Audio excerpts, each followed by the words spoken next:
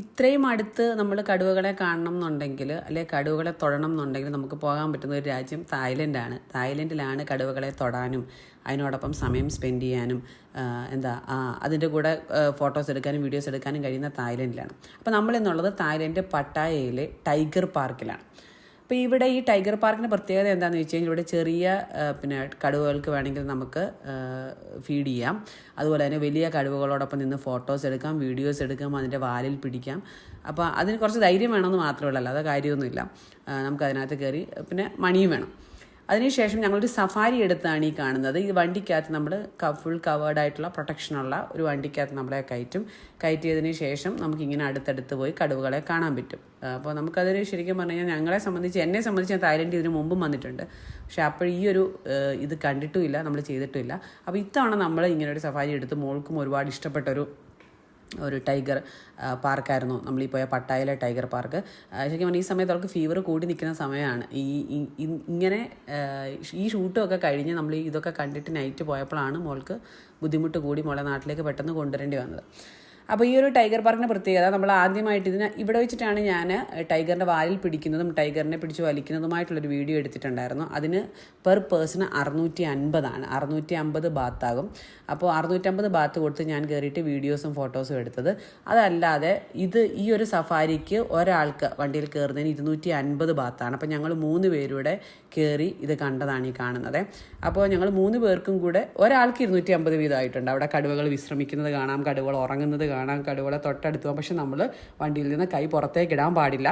നമുക്ക് ഫോട്ടോസും വീഡിയോസും ഒക്കെ എടുക്കാം, കൈ പുറത്തേക്ക് ഇടാൻ പാടില്ല. കാരണം അത് ആക്രമിക്കുക, എല്ലാത്തിനും അഴിച്ചു വിട്ടേക്കാണ്. നമ്മുടെ തൊട്ട വണ്ടിയുടെ അടുത്തൊക്കെ വന്ന് നിൽക്കും.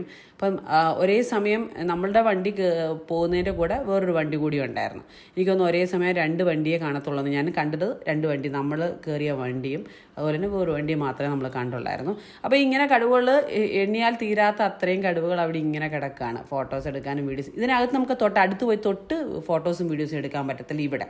ഇത് ടൈഗർ പാർക്കിനകത്താണ് പല ആക്ടിവിറ്റി ഉണ്ട്. ഇതിനകത്ത് ഒരു ഭാഗം എന്ന് പറയുന്നത് നമുക്ക് വലിയ കടുവകളോടൊപ്പം പോയിട്ട് സെൽഫി എടുക്കാനും വീഡിയോ എടുക്കാനും പറ്റും. ഒരു ഭാഗം എന്ന് പറയുന്നത് നമുക്ക് സഫാരി എടുക്കാൻ പറ്റും. ഇതിൻ്റെ വണ്ടിക്കകത്ത് ഇങ്ങനെ നടന്ന് ട്രാവൽ ചെയ്ത് ഇങ്ങനെ ഇതിനെയൊക്കെ കാണാൻ പറ്റും. പിന്നുള്ളത് എന്താണെന്ന് വെച്ച് കഴിഞ്ഞാൽ കൂട്ടിൽ കിടക്കുന്ന ഒരുപാട് കടുവകളെ കാണാൻ പറ്റും. അങ്ങനെ ഒരുപാട് ആക്ടിവിറ്റീസ് ഇതിനകത്ത് തന്നെയുണ്ട്.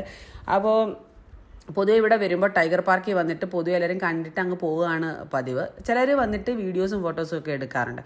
അപ്പോൾ നിങ്ങൾ വരികയാണെന്നുണ്ടെങ്കിൽ നിങ്ങൾ ഒന്ന് കടുവയുടെ കൂടെ നിന്ന് ഫോട്ടോ എടുക്കുന്നത് ഒരു നല്ലൊരു ഫീലാണത്.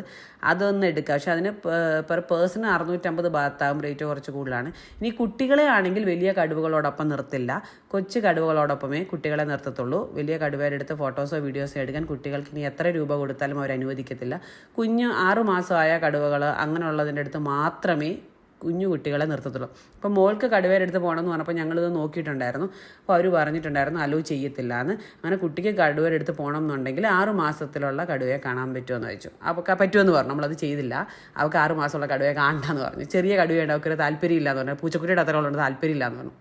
നമ്മൾ കണ്ടു ഇതുപോലുള്ള വണ്ടിയിലിരുന്നുകൊണ്ടാണ് നമ്മൾ വീഡിയോ ചെയ്യുന്നത്. അതിന് ഓപ്പോസിറ്റായിട്ട് വേറെ വണ്ടി വന്ന് കിടന്നിട്ട് കടുവകളെ കാണുന്ന ഒരു രംഗമാണ്. അപ്പോൾ നിങ്ങൾ തായ്ലൻഡിൽ പോവുകയാണെങ്കിൽ ടൈഗർ പാർക്ക് മസ്റ്റായിട്ട് വിസിറ്റ് ചെയ്യുക. ഞാൻ പറഞ്ഞല്ലോ ഇതുപോലെ 250 ബാത്ത് വണ്ടിയിൽ കയറിയിട്ട് ഇങ്ങനെ പോവുകയാണെങ്കിൽ 250 ബാത്താകും. അല്ല ഫോട്ടോസും വീഡിയോസും എടുക്കണം എന്നുണ്ടെങ്കിൽ പെർ പേഴ്സൺ 650 ബാത്താകും. അത് നമ്മൾ സൈൻ ചെയ്ത് കൊടുക്കണം. അവിടെ ഒരു കടുവയോടൊപ്പം നമ്മൾ മാത്രമായിട്ട് നിന്ന് ഫോട്ടോസും വീഡിയോസും എടുക്കുമ്പോൾ അതിൻ്റെ റിസ്ക് ഫാക്ടറൊക്കെ നമുക്ക് മാത്രമുള്ളതാണ്. അപ്പോൾ നമ്മളവിടെ സൈൻ ചെയ്ത് കൊടുത്തിട്ട് വേണം അതിന് നമ്മൾ പ്രിപ്പയർ ആവാൻ. അപ്പോൾ അതൊന്നും ചെയ്യത്തൊന്നുമില്ല, ഉപദ്രവിക്കത്തൊന്നുമില്ല. പക്ഷേ ധൈര്യം ഉണ്ടെങ്കിൽ മാത്രമേ അത് ചെയ്താൽ മതി. അപ്പോൾ ഇത് നല്ല പ്രൊട്ടക്ഷനുള്ള അല്ലെങ്കിൽ നല്ല സേഫ് ആയിട്ടുള്ളൊരു ഏരിയ ആണ് കേട്ടോ. നിങ്ങൾ മസ്റ്റായിട്ട് വിസിറ്റ് ചെയ്യേണ്ട ഒരു സ്ഥലമാണ്.